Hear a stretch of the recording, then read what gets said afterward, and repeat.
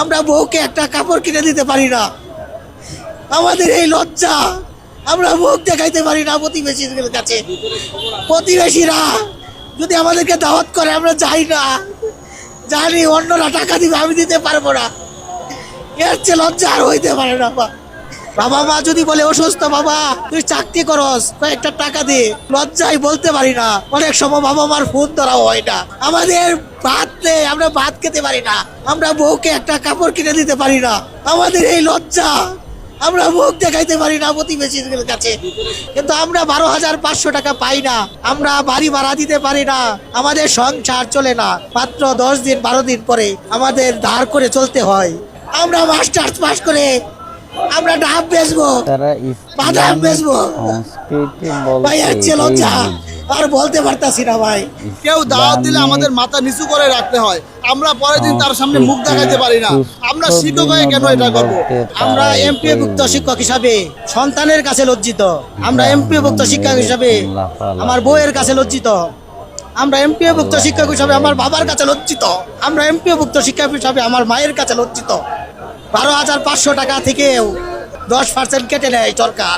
এই টাকা কোথায় যা আমরা জানি না। শুনেছিলাম তখনকার আমলে সাজু নামের এক ব্যক্তি 8,000 কোটি টাকা নিয়ে আমাদের টাকা নিয়ে চলে গেছে, কিন্তু আমরা 12,500 টাকা পাই না। আমরা বাড়ি ভাড়া দিতে পারি না, আমাদের সংসার চলে না। মাত্র 10 দিন 12 দিন পরে আমাদের ধার করে চলতে হয়। বাবা মা যদি বলে অসুস্থ, বাবা তুই চাকরি করস, কয়েকটা টাকা দে, লজ্জায় বলতে পারি না। অনেক সময় বাবা মার ফোন ধরাও হয় না। এই লজ্জা কার কাছে বলবো? এই লজ্জা কেমনে রাখবো?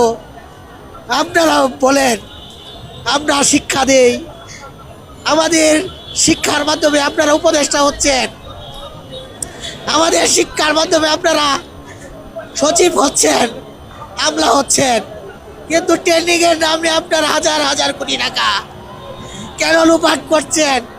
আমাদের ভাত নেই, আমরা ভাত খেতে পারি না। আমরা মা বাবাকে ওষুধের টাকা দিতে পারি না। আমরা বউকে একটা কাপড় কিনে দিতে পারি না। আমাদের এই লজ্জা, আমরা মুখ দেখাইতে পারি না প্রতিবেশীদের কাছে। প্রতিবেশীরা যদি আমাদেরকে দাওয়াত করে আমরা যাই না, জানি অন্যরা টাকা দিবে, আমি দিতে পারবো না। এর চেয়ে লজ্জা আর হইতে পারে না। এর চেয়ে লজ্জা হইতে পারে না। আমরা যদি দাবিগুলা না আদায় করেন, এমপিওভুক্ত শিক্ষা নামের শিক্ষা ব্যবস্থা বাতিল করে দেয়।